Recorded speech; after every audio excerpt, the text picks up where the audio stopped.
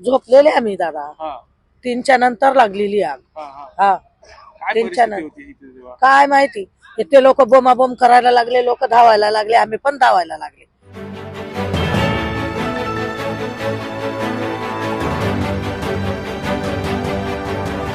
आप देख रहे हैं प्रवासी संदेश।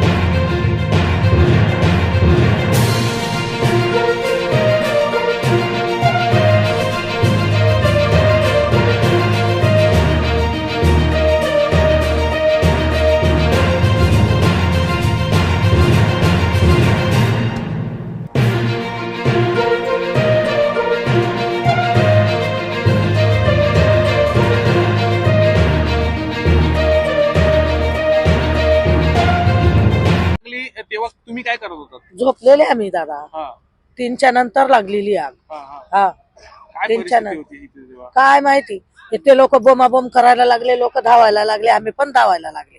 ते मालला कोण बघणार आहे, जीव देव घेऊन धावले.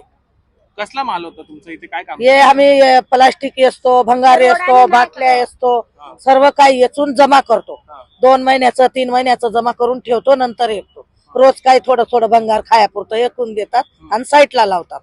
आम्ही राहतात मालेगाव, गावीनं आलेले कमवायला तिकडं.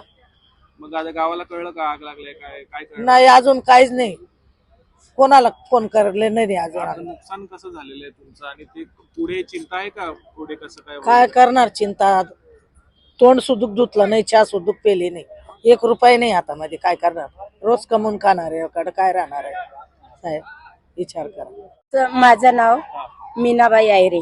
नवऱ्याचा मूळ कुठल्या तुम्ही आणि इथे काय काम करायचं? आम्ही नाशिकचे आहेत, हा. मालेगाव नाशिक. ओके, इथे आणि इथं आम्ही पोट भरायला आलेले आहेत. तर आम्ही दिवसभर